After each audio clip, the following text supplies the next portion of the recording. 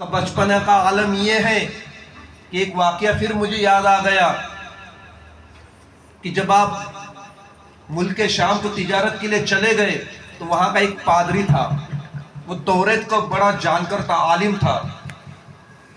और जब मेरे प्यारे आका सल्लल्लाहु अलैहि वसल्लम अबी तालिब और दिगर ताजिरों के साथ चलने लगे, रास्ता चलने लगे, तो पादरी ने अपने गिरिजा घर में से देखा, खिड़की में से देखा। गिरिजा घर यानी जैसे हमारी मस्जिद है ऐसे ईसाइयों का एक गिरिजा घर होता है, इबादत खाना। देखा तो ताज्जुब में पड़ा, ऐसा ताज्जुब में पड़ा कि मेरे प्यारे आका 12 साल की उम्र में रास्ते से चल रहे हैं।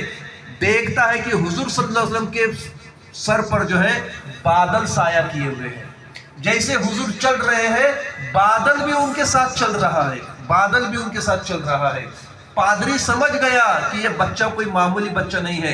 पादरी झट जाकर के किताबें खोली, तौरेत खोला, तो तौरेत में उसने ये पढ़ा कि आखिरी नबी होगा, जब वो रास्ते से चलेगा तो आसमान के बादल जो है उसके सर पर साया करेंगे। वो समझ गया ये नबी। जब वो तमाम लोग वहां पर क़ियाम किए तो पादरी ने एक नौकर को भेजा, जाओ अबी तालिब और उसके काफिले से कहना कि आज मैंने उनको दावत के लिए बुलाया। अब तमाम अबी तालिब और तमाम ताजिर चले गए, हुजूर बचपन का आलम था, हुजूर भी चले गए। वो पादरी सिर्फ हुजूर को देखता रहा, सिर्फ हुजूर को देखता रहा। अबी तालिब से कहता है, आप इस काफिले के सरदार हैं, ये बच्चा कौन है? तो मेरा भतीजा है मोहम्मद। और ये बच्चे की तासीर तुमने जानी? ये बच्चा कौन है? ऐ अबी तालिब, ये अल्लाह ताला का आखिरी नबी है।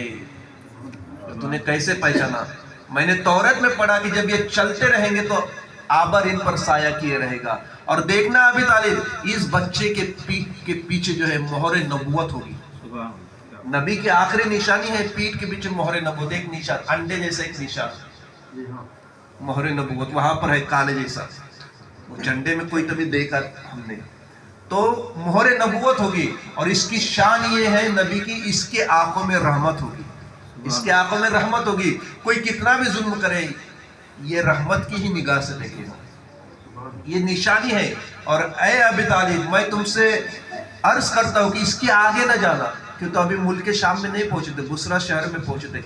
इसके आगे न जाना इसलिए कि यहूदी और नसरानी को ये मालूम है कि आखिरी नबी आ चुका है और वो दुश्मन रसूल है। यहूदी और नसरानी क्यों दुश्मन थे हुजूर के, आखिरी नबी के? उनकी तमन्ना ये थी कि नबी हमारे खानदान से होना चाहिए। यहूदी भी यही चाहते थे, नसरानी भी यही चाहते थे, हमारे खानदान से होना चाहिए। और हुजूर ना यहूदी से थे ना नसरानी थे, कुरैश खानदान से थे। तो उन्होंने अहद किया था, जब हमारे खानदान में नबूवत नहीं ना, दूसरे को भी हम नबी होने नहीं देंगे। उन्होंने ये इरादा किया कि हम कत्ल कर डालेंगे। लेकिन वो नादानों को क्या मालूम, क्या मालूम। अरे जो रब रसूल को पैदा करना जानता है, क्या वो रब रसूल की हिफाजत करना नहीं जानता? जिसने पैदा किया वही हिफाजत करने वाला, और किया मेरे रब ने हिफाजत, हुजूर की हिफाजत की अल्लाह ताला ने।